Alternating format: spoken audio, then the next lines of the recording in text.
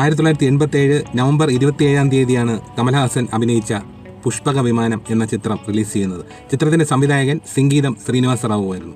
അദ്ദേഹം സംവിധാനം ചെയ്ത ചിത്രങ്ങൾ ചിലത് നമ്മൾ കണ്ടിട്ടുള്ളതാണ്. അപൂർവ സഹോദരങ്ങൾ, അതുപോലെ മൈക്കിൾ മകൻ കാമരാജൻ ഒക്കെ. ചിത്രത്തിന്റെ ഏറ്റവും വലിയ പ്രത്യേകത എന്തെന്നാൽ ഈ ചിത്രത്തിൽ ഡയലോഗ് ഇല്ല എന്നുള്ളതാണ്. പിന്നെ ഈ ചിത്രത്തിന് വേണ്ടി സംഗീതം നിർവഹിച്ചിരിക്കുന്നത് എൽ വൈദ്യനാഥനാണ്. അദ്ദേഹം സംവിധാനം ചെയ്ത ഈ സംഗീത സംവിധാനം ചെയ്ത ഒരു ചിത്രം നമ്മൾ കണ്ടിട്ടുള്ളതാണ്. മലയാളത്തിൽ വന്ന വേനൽ കിനാവുകൾ എന്ന ചിത്രം. ചിത്രത്തിന്റെ കലാസംവിധാനം നിർവഹിച്ചത് തോട്ടാധരണിയാണ്. അതുപോലെ തന്നെ ഈ ചിത്രത്തിൽ ഡയലോഗ് ഇല്ലാത്തതുകൊണ്ട് തന്നെ സംഗീതം ശ്രീനിവാസ റാവുവിന് ഇന്ത്യയിലെ മറ്റു സംസ്ഥാനങ്ങളിലെ നടന്മാരെയും ഇതിൽ ഉൾപ്പെടുത്താൻ കഴിഞ്ഞു എന്നുള്ളത് ഒരു വലിയ കാര്യമാണ്. അതുപോലെ തന്നെ ഈ ചിത്രം ഒരു കമേഴ്ഷ്യൽ ഹിറ്റ് സിനിമയായിരുന്നു. നിരവധി അവാർഡുകൾ വാരിക്കൂട്ടുകയും ഒക്കെ ചെയ്ത ഒരു ചിത്രമാണ്. അപ്പോൾ എന്തായാലും പുഷ്പ വിമാനം എന്ന് പറയുന്ന ഒരു ചിത്രം ആ ഒരു സംവിധായകന്റെ മനസ്സിൽ തോന്നിയ ഒരു ഐഡിയയാണ് ഒരു ഡയലോഗ് ഇല്ലാത്ത ചിത്രം ചെയ്താൽ എന്തെന്ന്. തുടർന്ന് കുറേ അവസരങ്ങൾ അതുപോലെയുള്ള ചിത്രങ്ങൾ ചെയ്യണമെന്ന് പറഞ്ഞ് വന്നിട്ടും സംഗീതം ശ്രീനിവാസ റാവു അതിന് മുതിർന്നതുമില്ല.